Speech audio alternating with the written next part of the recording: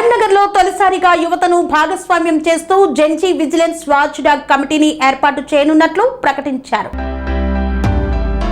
కరీంనగర్ నగరపాలక సంస్థ పరిధిలో అవినీతికి అడ్డుకట్ట వేయడంతో పాటు ప్రజలకు పారదర్శకమైన పాలన అందించేందుకు కాంగ్రెస్ పార్టీ కరీంనగర్ అసెంబ్లీ నియోజకవర్గ ఇన్ఛార్జ్ వెలిచాల రాజేందర్రావు సరికొత్త కార్యాచరణకు శ్రీకారం చుట్టనున్నారు.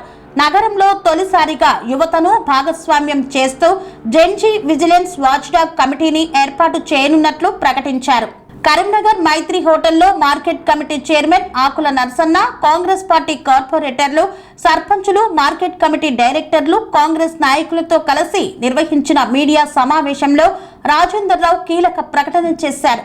నగరపాలక సంస్థల్లో జరుగుతున్న అభివృద్ధి పనులు, ఇంజనీరింగ్ పనులు, టౌన్ ప్లానింగ్ వ్యవహారాలపై నిరంతరం పర్యవేక్షణ ఉండేలా 40 నుండి 50 మందితో ప్రత్యేక విజిలెన్స్ వాచ్ డాగ్ కమిటీని ఏర్పాటు చేస్తామని రాజేందర్రావు తెలిపారు. ఇంజనీరింగ్ డిపార్ట్మెంట్లో కానివ్వండి, టౌన్ ప్లానింగ్ డిపార్ట్మెంట్లో కానివ్వండి, భయంకరమైన అవినీతి జరుగుతూ ఉంది.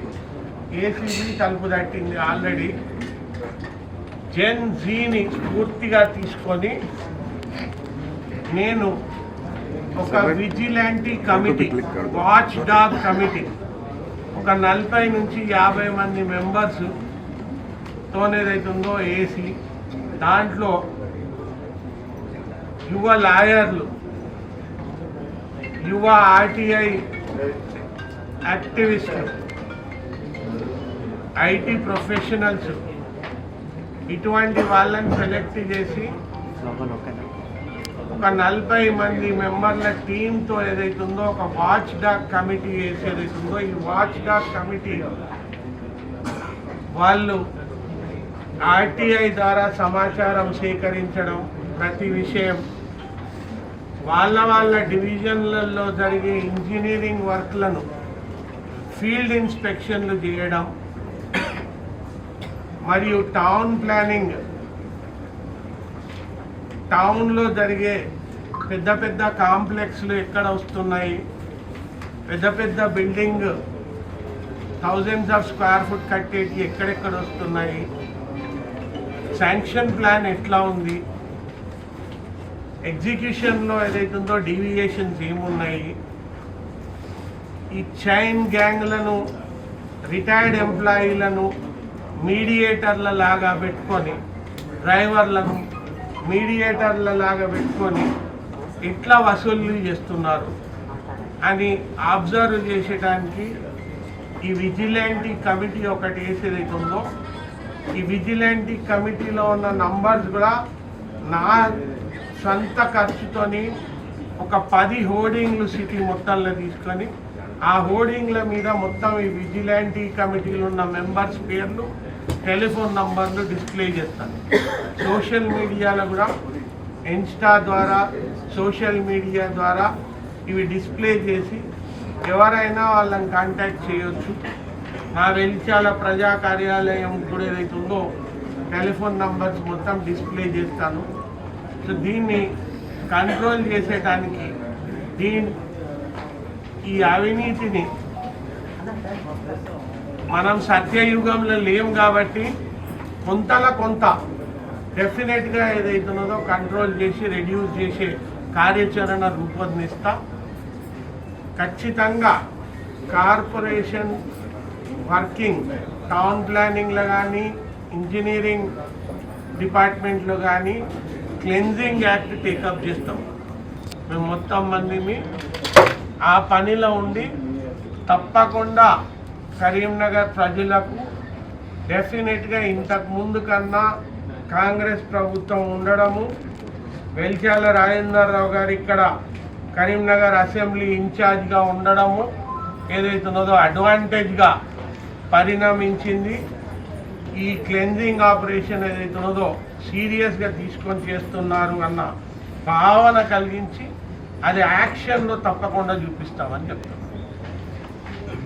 ఇంకొక చిన్న విషయం ఏంటంటే, ముఖ్యమంత్రి రేవంత్ రెడ్డి గారు కాంగ్రెస్ రావడంలో ప్రధాన పాత్ర, అధికారానికి రావడంలో ప్రధాన పాత్ర పోషించి అత్యంత గడ్డు పరిస్థితులలో ఉన్న రాష్ట్రం 8 లక్షల కోట్ల అప్పు పెట్టిపోతే కూడా వెల్ఫేర్ ఆపకుండా కొత్త వెల్ఫేర్ ప్రోగ్రామ్స్ కూడా టేకప్ చేసి ముందుకు పోతుంటే కొండా సుస్మిత గారు మా కాంగ్రెస్ పార్టీ సభ్యత్వం కూడా లేదు ఆమెకు.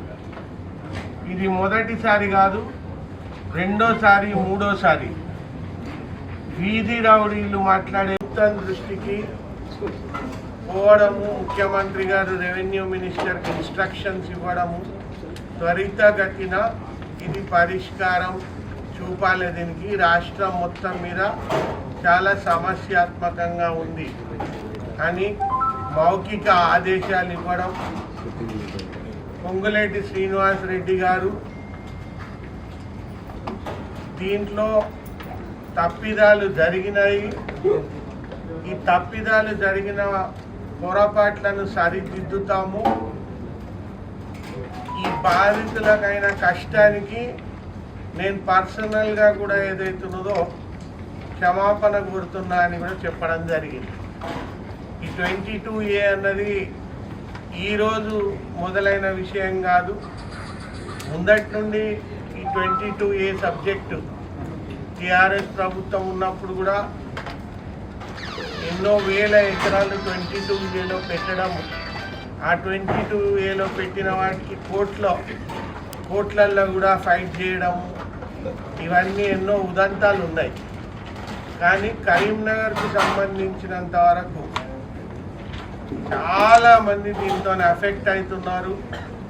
పెళ్లికో చదువుకో ఫ్లాట్ అమ్ముకోనేదైతుందో ఇమీడియట్గా వాళ్ళ రిక్వైర్మెంట్స్ చేసుకోకుండా ఇబ్బందికరమైన పరిస్థితి ఉంది అని చెప్పేసి నేను సోషల్ మీడియా పర్పస్కో లేకపోతే మా నాయకులను మా కార్యకర్తలను ఇంప్రెస్ చేసేటానికి కాకుండా బాధితులతోనే డైరెక్ట్ కలుస్తాము అని చెప్పి నేను వాళ్ళందరినీ పిలిస్తే నిన్న 300 మంది వచ్చినారు నా ఆఫీస్కు.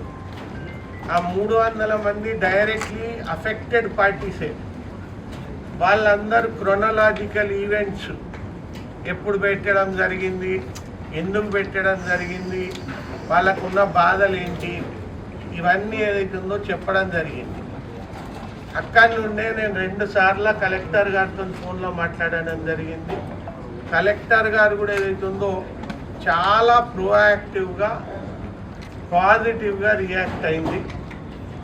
ఇంతకుముందు ఉన్న డిస్పెన్సేషన్ కలెక్టర్ గారు ఆర్డీఓ గారు అప్పుడున్న పరిస్థితులల్లో వాళ్ళ అవగాహన మేరకు వాళ్ళకు వచ్చిన రిపోర్టు మేరకు దాన్ని 22Aలో పెట్టిపోవడం జరిగింది. కానీ ఇది ఏదైతే ఉందో రిజాల్వ్ చేయాలి ఇమీడియట్గా. ప్రభుత్వం కూడా కృత నిశ్చయంగా ఉంది. నేను కూడా అదే దిశగా ఆలోచించి CCLAకు ఒక రిపోర్ట్ కూడా పంపినాను. నేను ఆల్రెడీ లోకేష్ కుమార్ గారితో మాట్లాడడం కూడా జరిగింది అని చెప్పింది. అదే సమయంలో పొంగులేటి శ్రీనివాస్ రెడ్డి గారు జగిత్యాల వస్తున్నారు అని అంటే ఆయనతో ఫోన్లో మాట్లాడి జగిత్యాల వచ్చి మిమ్మల్ని కలుస్తాను సార్, ఇట్లా ఈ సమస్య బాగా తీవ్రంగా ఉంది మా దగ్గర, నేను ఒక representation as Karimnagar assembly incharge తయారు చేసుకొని మీకు తీసుకొచ్చి ఇస్తాను. కలెక్టర్ గారు కూడా జగిత్యాల వస్తున్నారు రివ్యూ మీటింగ్కు. మీరు కలెక్టర్ గారితో ఈ విషయంలో ఏదైతుందో మాట్లాడి ఆమెను కూడా ఏదైతుందో మేఘాల మీద ఆమె పంపే రిపోర్టు నోటు CCLAకు మీకు వచ్చేలాగా చేసి ఇది ఇమీడియట్గా రిజాల్వ్ చేయాలి అని అంటే జగిత్యాల రమ్మనడం జరిగింది. నేను జగిత్యాల వెళ్ళి పొంగులేటి గారిని కలిసినాను. పొంగులేటి గారికి నా రిప్రజెంటేషన్ ఇచ్చినాను. ఆయన పాజిటివ్గా 100% ఈ ప్రాబ్లం ఉన్నది రాజేంద్రన్న, ఖచ్చితంగా ఈ ప్రాబ్లంను చాలా త్వరితగతిన వారం 10 రోజులలోనే కొంత మేరకు ఎన్ని సర్వే నంబర్లు అయితే బాగా జటిలంగా ఉన్న సర్వే నంబర్లు, బాగా డిస్ప్యూట్లో ఉన్న సర్వే నంబర్లు, అవి తప్ప తక్కినవన్నీ ఏదైతే ఉందో డేస్లోనే రిజాల్వ్ చేసేద్దాము అని చెప్పినాడు. మళ్ళీ కలెక్టర్తో కూడా ఆయన ఇదే రకంగా చెప్పడం జరిగింది. ఆ విషయం ఏదైతుందో మీ అందరితో షేర్ చేసుకొని ఇప్పుడు ఈ 22A సబ్జెక్టు ఉర్దూలో ఒక సామెత ఉంది, లోహా జబ్ గరం హై తో మారో హతోడా. ఇప్పుడు ఎందుకు అని అంటే ప్రభుత్వం కూడా ఆ దిశగా ఆలోచిస్తూ ఉన్నది. ఈ 22A ప్రాబ్లంను సాల్వ్ చేయాలి అని ముఖ్యమంత్రి గారు కూడా కృత నిశ్చయంతో ఉన్నారు. పొంగులేటి గారు కూడా అదే దిశలో ఉన్నారు.